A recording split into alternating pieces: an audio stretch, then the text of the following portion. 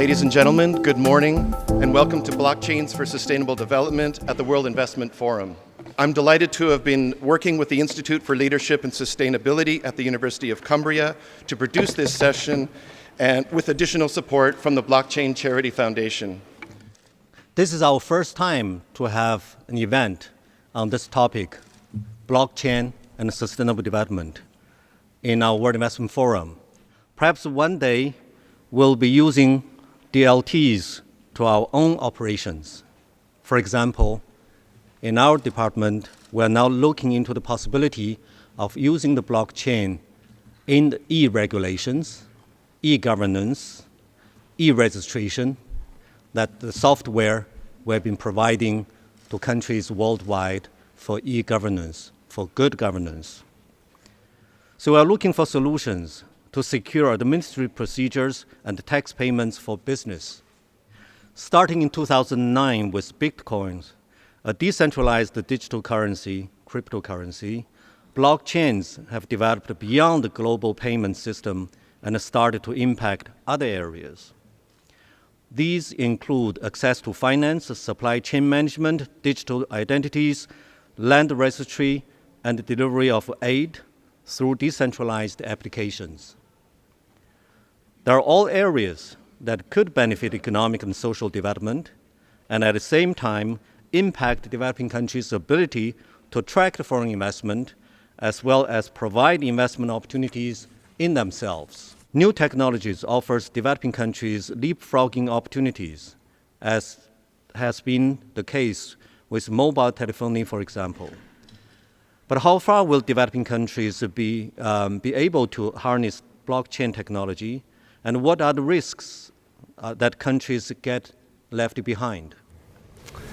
What a difference a few years makes. I remember in 2012, I was in Davos at the World Economic Forum, and I was wandering the corridors wide-eyed and excitedly talking to anyone who would listen about the opportunity from digital currencies and blockchain. And I remember being looked at like a lunatic, even by the tech entrepreneurs there. And so 6 years later, here we are at the United Nations. I might still seem a bit like a lunatic to some, but at least I've got a bigger crowd now, and a smarter one at that. We can discuss intentions, we can discuss contexts, and it's why I'm pleased my university's had the chance to co-organize this session with the support also of the Blockchain Charity Foundation. I'm really happy that they're here with us today.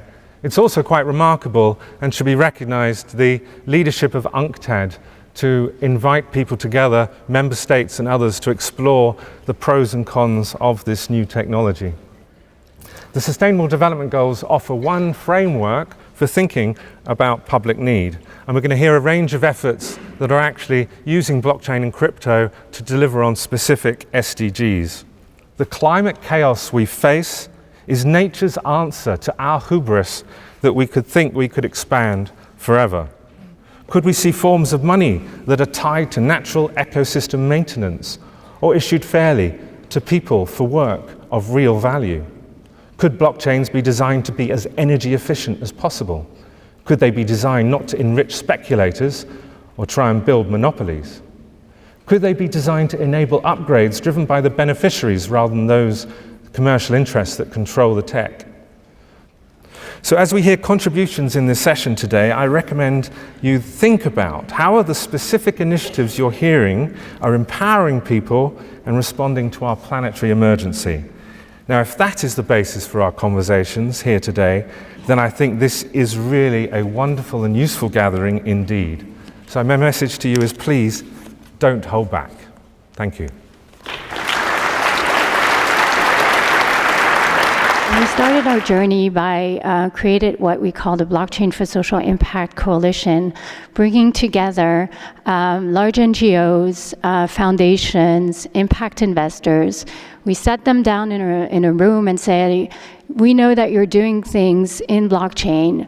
What are the key priorities for you? And they came up with 4 areas. The first one was supply chain. Transparent supply chain is really key, and it's something that the blockchain can really help. we know that the garment industry, the food industry, the fishery industry is tainted with opacity, and there's a lot of forced labor, and the supply and the blockchain can help in that manner. The second area was the environment and climate. Blockchain brings some solutions in peer-to-peer electricity trading. We can help, reduce the carbon footprint, create new carbon markets with blockchain technology. The third one was identity and vulnerable populations, so displaced people trying to find self-sovereign identities. And the fourth one was financial inclusion. As the technology matures and as we move from private permission blockchains to the public chain, and that everyone can have access to this technology, I think working all together with people in this room, with also private funders and large corporations, I think we'll be able to really make an impact. A few years ago, we saw the potential of blockchain. So we are an NGO. We were not working with blockchain at all, but we saw potential of how it can transform a system, and also the food system. And clear away some great obstacles for the vast majority of the smallholder farmers. Give them agency, give them an identity, access to markets, access to finance. I want to make it very practical and show you, here's a bag of coffee. It's from Colombia, but you don't know it. I have to tell you it, or put it on the package that this is from Colombia. And you don't know it, I have to tell you it, that the farmers produced that were behind this coffee were paid fairly, paid a living income. But you don't have to trust me, you can trust the farmers themselves, because they have verified this information. And by scanning a QR code on the back of this pack, you can, as a consumer, verify the truth behind this food and see it fully traced all the way back to your cup of coffee. There are many reasons why we believe in blockchain. One of them is the interoperability of the system. So we are using, in the use cases we have been a part of, we are using low-tech combined with highly sophisticated cryptography. So enabling, for example, a farmer with his cell phone and confirming via SMS that he or she got paid a fair price for his produce. And by that confirmation, that confirmation was immutably put on the distributed ledger for everybody to see. So it's the combination of technologies and systems that makes it very interesting to work with. A quick show of hands. Please raise your hand if you feel you are basically comfortable with what a blockchain is. So most people, wonderful.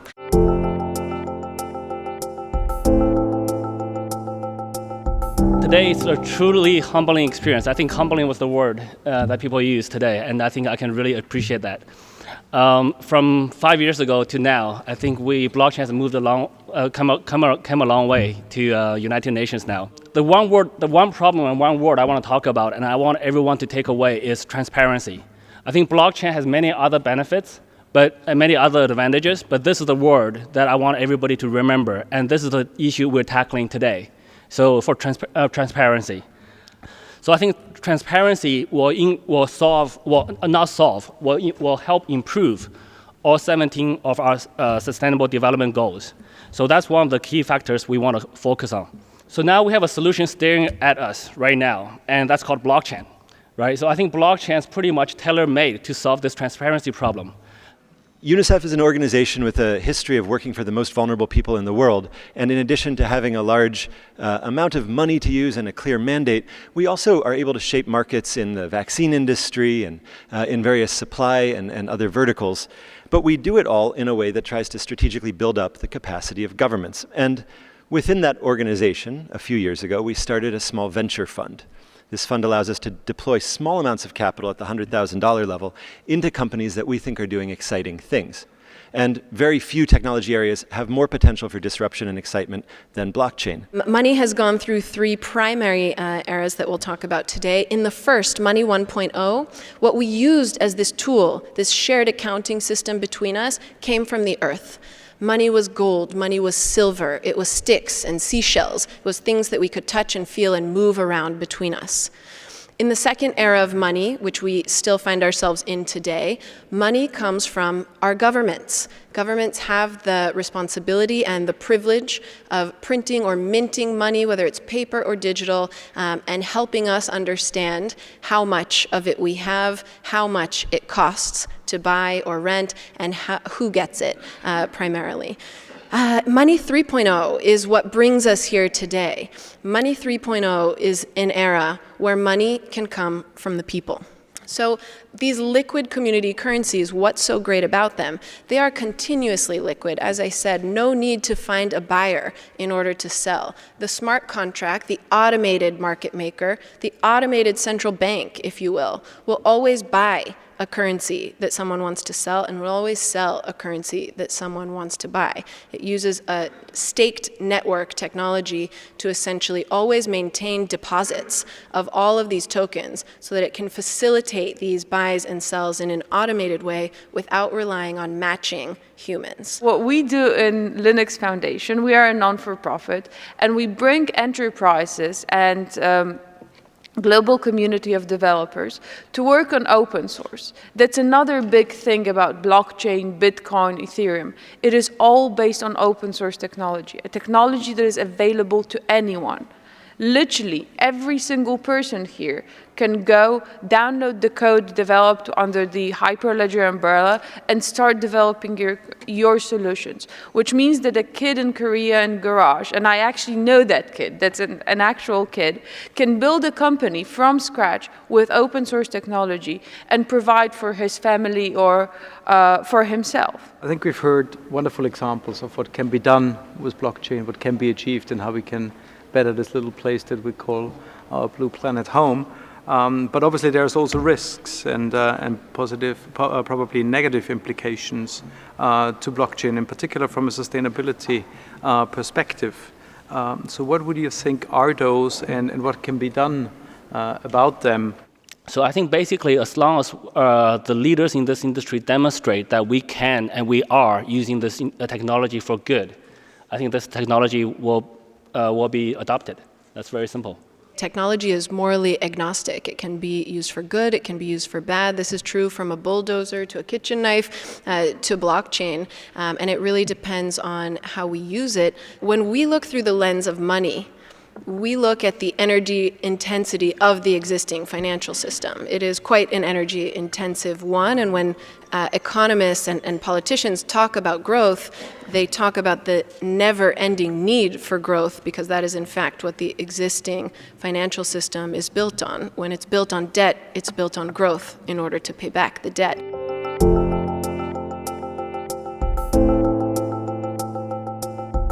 Telling you that I come from Greece. When the crisis struck us, I felt the need that we need different solutions, and the problems were there, but I agree with the previous speaker that we cannot solve problems with the same people that created them or with the same ideas. So we have to change something. Now we have to be aware that right now we don't have the dominant design. The Bitcoin blockchain is not the blockchain. I always call it the Kardashian of blockchains. It's famous for being famous. And it's a wonderful blockchain for many applications, but it's a lousy one for others.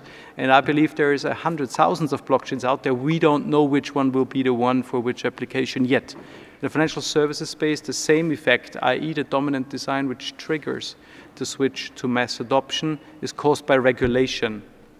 If you don't comply with regulation, you won't be able to compete in the world. And trust me, I know about that because I live in Switzerland. And our banks have learned that in the course of the past years. Right? Our regulation, our way of doing things did not apply. And we've made great efforts to bring it in line with the regulatory expectations of the world. And I think we've done great in order to be able to continue to live in this world. So it's those two things that must come together. On the one hand, the technology-dominant design, and on the other hand, the regulatory-dominant design, which we're working towards. We like the absence of regulation because that is what enables innovation in the first place.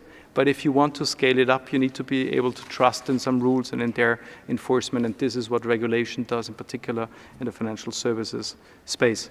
In the Dutch Ministry of Foreign Affairs, I focus on economic development in developing countries and how to focus the private sector on helping to find solutions for social challenges and to deliver the SDGs. We've heard a lot about trust, and a lot of the problems in developing countries are related to a lack of trust about identity, about property, about the legal environment, enforcement of laws. So definitely blockchain technology or technology in general can provide solutions, but these things will not happen by themselves because the factors that play a role in the real world to ensure that there is a lack of trust can also easily be transferred into technology. So as a Dutch government, we are not that enthusiastic necessarily about new technology and that it will solve everything. We need to be very critical and make sure that when we support these new technologies, that they actually deliver the social results and that we're looking for, or that provide the quality that we look for. An institution that I'm representing, a central bank, has a product, and that product that we are selling to you is trust. If you don't believe us, if we lose the trust of a society, we become irrelevant. And that is where blockchain comes in. And here Bank of Lithuania will be issuing a first digital numismatic coin based on blockchain. And that is what we consider to be an in vitro test of central bank digital currency. And that links to my previous statement. If the product that we are selling is trusted, is good, is fast, maybe there won't be any need for blockchain. I'm quite proud that Malta is one of the first countries in the world that has trailblazed in this space, and we have come up with a holistic law in Malta that has not only focused on the financial services side of the blockchain, but was holistic to the extent to regulate the technology arrangement and service, out of which blockchain is an architecture. We notice that now talent is gravitating towards Malta, the projects are coming to Malta, the capital, the investors are coming to Malta to actually seek investments in these projects. We noticed new products that are now actually thriving, such as not only ICOs, but ETOs, equity token offerings, security token offerings. At the Malta Stock Exchange, we are looking at the tokenization of assets and equities. We noticed massive companies such as Binance, which is huge, such as Tron, that have taken the brave and bold decision to move and relocate to Malta to actually run their operations from there. Because at the end of the day, such companies which are serious when it comes to innovation and serving their clients, they want some form of legal certainty. So as soon as that legal certainty was provided, we noticed these companies that are coming to Malta. I would like to thank you very much for attending Blockchains for Sustainable Development today at the World Investment Forum here at the Palais des Nations in Geneva, Switzerland. We hope you found our presentations and discussions today to be informative and interesting, and please do feel free to reach out to the speakers to discuss further.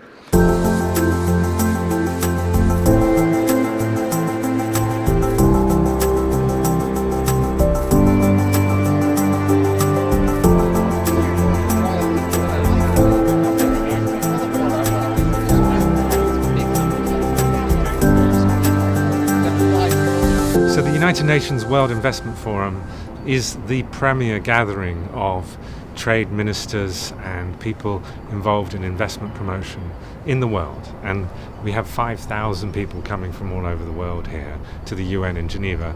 So I thought it would be the best place to try and stimulate dialogue amongst all stakeholders in blockchain and cryptocurrency. Because what we've been seeing is some governments ignoring it, some governments being quite draconian because they don't understand it or they worry about some of the negative impacts. So I thought it would be really good to bring together people to actually explore how this technology can be shaped for more positive social and environmental outcomes. So we wanted to bring some critical perspectives as well. So I think we got that balance today. We brought many people here from different countries, different walks of life, different companies, different projects, and we put them all together in one place to speak to the audience and speak to each other. And then a lot of interesting conversations started to happen. Actually, a lot of magical things started to happen. This is the first time I think blockchain appeared in the United Nations. I think this is a fairly significant milestone that blockchain is no longer a small thing. It's now accepted internationally. It's recognized internationally, and it's no longer a controversial. Or it's still a little bit controversial, but it's no longer avoided. And it's at a size where we can discuss about the impacts at the UN. It's important enough for this kind of topic to appear here. So I think that's historical. Because I get into the blockchain industry very early back to 2012. At that time, we just hold those meetups is in the university with a very small, tiny member of the people. And I never imagined like one day after like 6 years, we can talk about this in the United Nations. I think the important thing is that blockchain is a new phenomenon. And with new phenomena, policymakers worldwide should be open-minded. They should analyze and try to embrace the new phenomena to see the advantages of that. And of course, anything will have the good side and potential risks. Therefore, the first thing to do is to understand it and then try to maximize the benefit and minimize the potential risks. And the blockchain is one of them. There's countless blockchain and crypto summits happening. There's one every day in some top hotel in the world. And what typically you see is that people pay to speak, and it's all about just pumping your project and attracting investors and attracting some media attention. And this event, we had a very different philosophy. We want to have some of the real serious players in the industry, but also people from central banks, foreign affairs, development assistance, the UN, and NGOs discussing what does this technology really mean? Because there's a lot of hype and there's a lot of people just wanting to make a lot of money. So we wanted to actually have a proper conversation. I think it's hugely exciting because right now the whole blockchain technology has been this sort of showboat, like the Lamborghini so far, and now people are saying, well, what is the Volkswagen, or what is the Fiat, what is the motorcycle version of the blockchain that's applicable for everyone? And I think that concept is just starting right now. We know that many new technology, new phenomena, at the very beginning always have some challenges, and for people to accept, to embrace, and to take advantage of that. So therefore, it is important for policymakers. That is why us, the United Nations, with 193 member countries, and we advise governments, we advise the policymakers, lawmakers, and we would like to advise them to keep their mind open and to look for the potential. I would say blockchain is a new technology. It's a fascinating new technology. It has a lot of impacts. There's many ways we can use it for good. There's also many ways it could potentially be used for harm. It's just a tool. So we got to understand it as quickly as possible and make regulations so that we use it for good. So I think that's really, really important. Today, in the year of 2018, we're in the year of the fourth industrial revolution. So the question is, are we really able to leverage the technology to supporting more countries to jumpstart on their economic transformation? That is the reason why we set up the Binance Blockchain Charity Foundation. We want to use blockchain for social good. We want to bringing those countries and the developing countries. We don't want them to becoming followers anymore.